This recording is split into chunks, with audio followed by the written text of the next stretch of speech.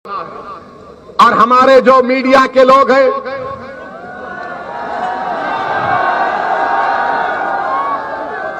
Eighty 80% Modi की ताईद में है, 20% जो अपने आप को सेकुलर बोलते हैं।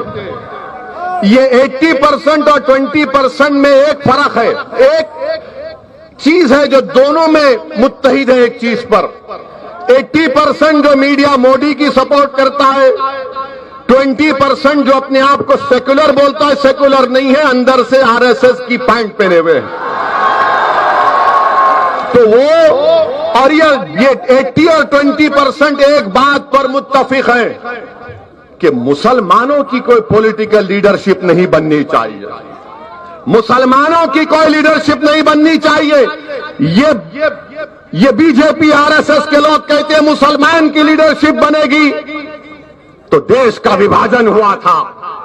तो हम उनको बताना चाह रहे हैं, अगर आज भारत में इतनी बड़ी तादाद में मुसलमान रह रहे तो हमने, हमारे बुजुर्गों ने जिना के पैगाम को हमने ठोकर मारी थी और हमने कहा कि हम पाकिस्तान से कोई हमारा मतलब नहीं है, कोई मतलब नहीं है पाकिस्तान से हमारा। हमने उस पैगाम को ठुकराया।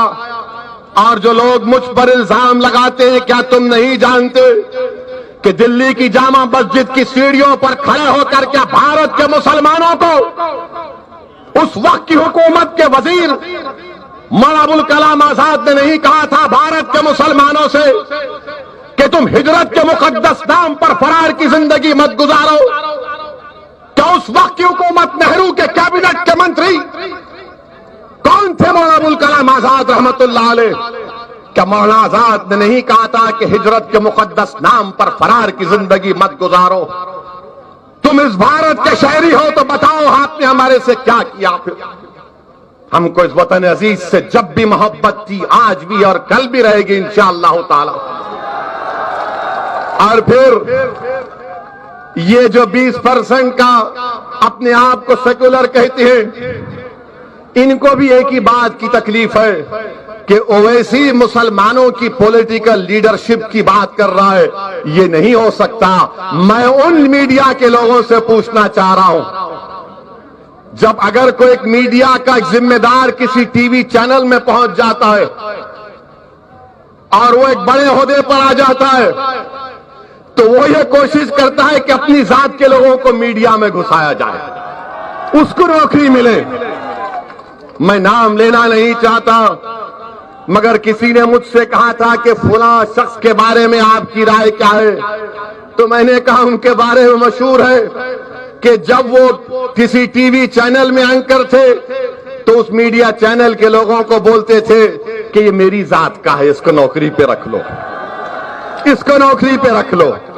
आज आकर आप इंटरव्यू ले रहे लोगों का कि ओवैसी का सभा है, मजलिस की सभा है, बोलो क्या होगा, उत्तर प्रदेश में क्या होगा? अच्छा, सवाल कैसे करते? मुसलमान का अगर वोट नहीं मिला तो बीजेपी आ जाएगी, पूछते हैं ना, बोलते हैं ना, अगर मुसलमान का वोट डिवाइड हुआ तो बीजेपी आ जाएगी। ये हर एक सवाल करता है ना आपसे, मुसलमान का वोट डिवाइड हुआ तो बीजेपी आ जाएगी, पूछते हैं ना। अच्छा, आप मेरे सवाल का जवाब दो। 2014 के जब लोकसभा के चुनाव हुए, क्या आपने मोदी के नाम पर वोट दिया था? किसने बीजेपी को वोट नहीं दिया? हाथ उठाइए।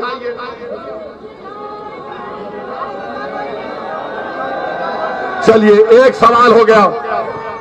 2017 का विधानसभा का चुनाव हुआ, किसने योगी को या बीजेपी को वोट दिया? हाथ उठाइए। नहीं दिया? किसने नहीं दिया? हाथ उठाइए। चलिए, 2019 का लोकसभा का चुनाव आया, किसी ने बीजेपी को वोट दिया? आपने दिया तो नहीं दिया तो हाथ उठाइए। अरे 20% मीडिया आलो, चुल्लू पर पानी में डूब मरो, देखो ये हमारी वफादारी है। बेशर्मो, देखो ये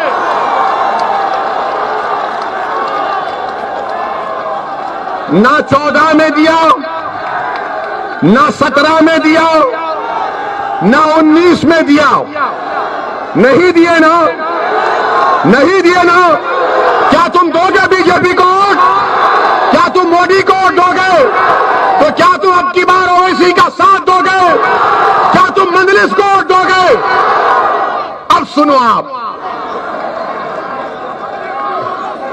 2014 में किसकी सरकार थी उत्तर प्रदेश में? अखिलेश की थी ना। तो अखिलेश के परिवार के 5 लोग जीते, 5 जीते, और बीजेपी जीत गई पूरा। क्यों जीती बीजेपी? क्यों जीती बीजेपी? सही कहा तुमने,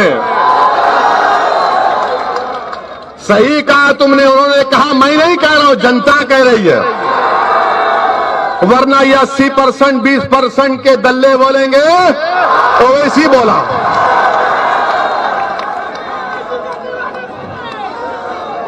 दो 2017 का विधानसभा हुआ, क्या आपने बीजेपी को वोट नहीं दिया तो कैसे योगी मुख्यमंत्री बन गए? कैसे बने योगी मुख्यमंत्री बताओ? आपसे सवाल नहीं कर रहा हूं, मैं उन लोगों से कर रहा हूं जो सऊद्दीन ओवैसी पर उंगली उठाते हैं। हम जब दलाल देते हैं, प्रूफ देते हैं, तो इनकी जबान खामोश हो जाती है और खामोश बैठ जाते, समझ में नहीं आता कि इससे कैसे मुकाबला करें। 2019 का लोकसभा का चुनाव हुआ, ये मीरठ की पार्लियामेंट की सीट है ना, ये मीरठ, ये किटौर मीरठ सांसद की विधानसभा लोकसभा में आता है ना। बताइए आप, क्या आपने जब बीजेपी को वोट नहीं दिया कैसे जीत गया? यहां से वो कैसे जीत गया? अखिलेश यादव ने 3 इलेक्शन हार गए। अखिलेश यादव 14 का, 17 का और 19 का 3 इलेक्शन अखिलेश यादव हार चुके हैं। और अगर आप अपने वोट की कीमत और अहमियत को नहीं समझेंगे तो फिर नुकसान आपका होगा, अखिलेश यादव का नहीं होगा। अखिलेश यादव आराम से बैठे, अखिलेश यादव के घर पर आकर कोई नारा नहीं लगाता कि अखिलेश कब्रिस्तान या पाकिस्तान के नारे सुनना हमारे मुकद्दर में लिखा हुआ है। अखिलेश यादव के घर पर आकर कोई पत्थर नहीं फेंकता, मेरे घर पर आकर पत्थर फेंकता है। अखिलेश यादव जेल को नहीं जाएंगे, जेल को जाना हमारा मुकद्दर बना दिया गया। अखिलेश यादव का एनकाउंटर नहीं होगा, एनकाउंटर मेरा है। हर